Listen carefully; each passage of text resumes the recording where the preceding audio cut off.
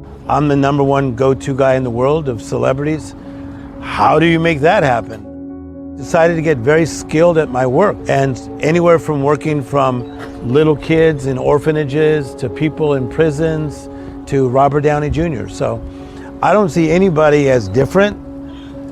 I just see them as human beings that need to turn a setback to a comeback.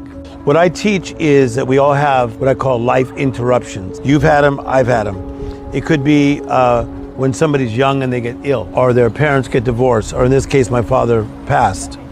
So it's a life interruption. And then when most people have that life interruption or setback, they don't know how to get out of it. And so that's one thing that I think created a calling in me, that I wanted to help more people that had life interruptions find a way up and out. The whole idea of the book of the miracle mentality is don't live in the mundane, don't stay in the messy, don't stay in the madness, but make room for the miracles. And I think that so many of us, that we get so caught up in the mundane, and then the mundane escalates to the messy, and then it escalates to the madness, which is the chaotic, that man, where's the magical? You know, there's times in life where you just want to shout, where life is at a high volume, and could be the first time somebody falls in love, you just want to shout. It could be you're successful in your job, you just want to shout. But there are times where you're disappointed and things don't work, and then you're disappointed again and disappointed again. And it feels like, watch this play on words, life has knocked the shout out of you. And that shout goes down to a whisper. And if you notice, a lot of people that you grew up with, they don't have a shout anymore. Their shout became a whisper. It's like, hey, how's it going? Well, step by step. How's your marriage going? Okay. How's your job? Okay. And they find themselves in the land of okay, but I believe you can get your shout back. That idea of listening, but also the fact that I learned through my research and study how to turn a setback into a comeback. Like, I'll give you like 3 points. Please. So when somebody has a setback, what happens to them, most times they go very singular. They go really inward. So if they go through a divorce, they go very inward, or they lost their job, they go inward. Anxiety or depression, pandemic, they go very inward. But when you have a setback, the first thing you got to do is you got to become awake. You got to become conscious, and you got to say, oh my gosh, we're in the middle of a pandemic, and we may need to be locked down for a month. A month turned into another month, and then to over a year, right? So #1, become awake. Secondly, you have to take inventory. Take realistic inventory, like in the pandemic. Where am I financially? Where am I with my job? Where am I with my mental health? How is my family doing?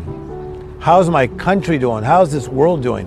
So #1, you become awake. Secondly, you take inventory. But here's a powerful thing. You have to partner with the right people. I feel that a lot of people, when they have a setback, they don't have the right people to partner with. So that's what I always wanted to become, and that's what I became. I wanted to be the person that somebody could link hands with and say, come on, Tim Storey, you may not know everything, but you know how to get people from a setback to a comeback. I'm the partner, power person. I'm inspired by the little things in life. I have this saying that miracles are either coming or going at all times. My last book is called The Miracle Mentality. And to have a miracle mentality is to look for the extraordinary, look for the unusual, look for the uncommon. And the other day, I was really busy on a lot of Zoom calls. And I went in my backyard, and as I was sitting there drinking hot tea, I noticed that 3 butterflies came by my right shoulder at the same time. True story. They turned around and came back the same way. That inspires me. So I'm inspired by butterflies. I'm inspired by you today and the outreach you guys have in changing lives. I'm inspired by this beautiful location in Estonia.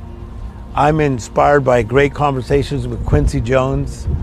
I'm high on life. I really enjoy life. What a privilege to live.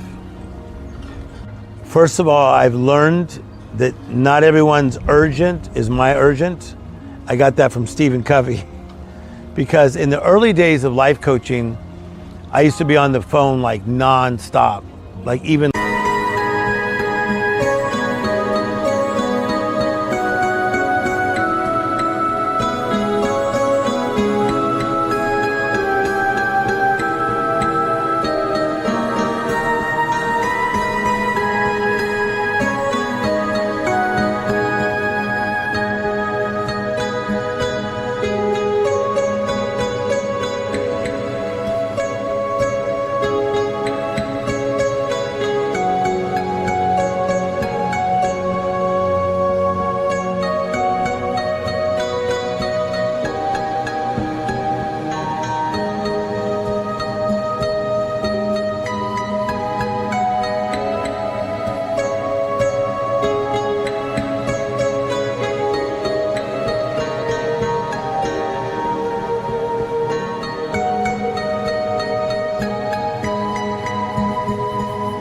late at night, 2, 3, 4 in the morning. I don't do that anymore.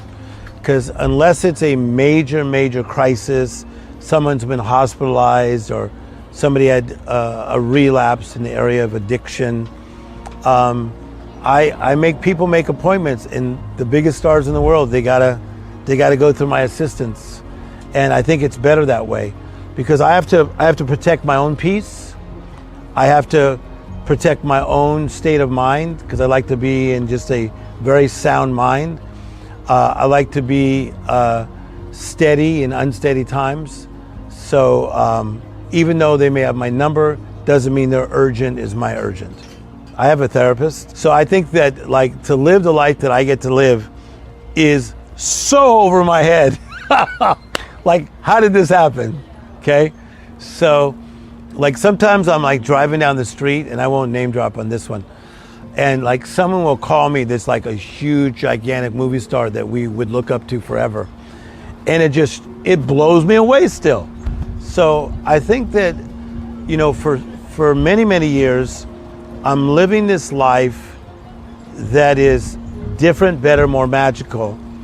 And I like going to a therapist and just sitting there and making sure I stay on the yellow brick road, making sure that my motives are right, my mindset is right. Because in my kind of job, they offer you a lot of money to do different things, like, you know, mostly coming from just a lower income family to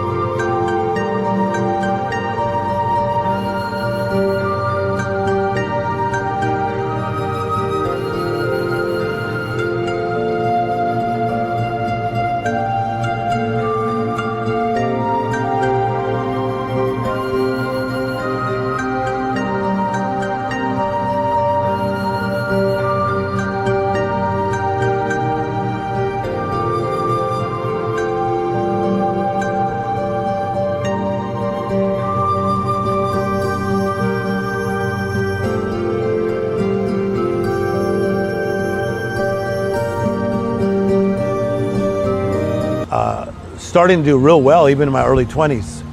I just wanted to be around practical mindsets that would keep me on the yellow brick road, and so far so good. To get your shout back, the first thing you got to do is get tired of being tired.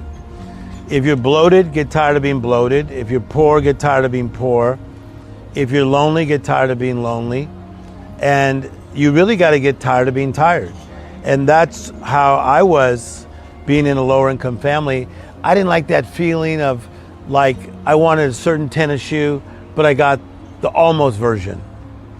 I wanted the certain type of Levi's, but I got Plevi's, right? So everything was almost. I was tired of being tired, tired of being regular, tired of being this. And so I made a choice that, man, I'm gonna do 3 things. Here we go. Number 1, we learn from education. Number 2, that's why I'm glad that you're doing this, we learn from conversation. Number 3, we learn from observation. So I began to educate myself. I began to have better conversations, and I began to watch people around me that got their shout back.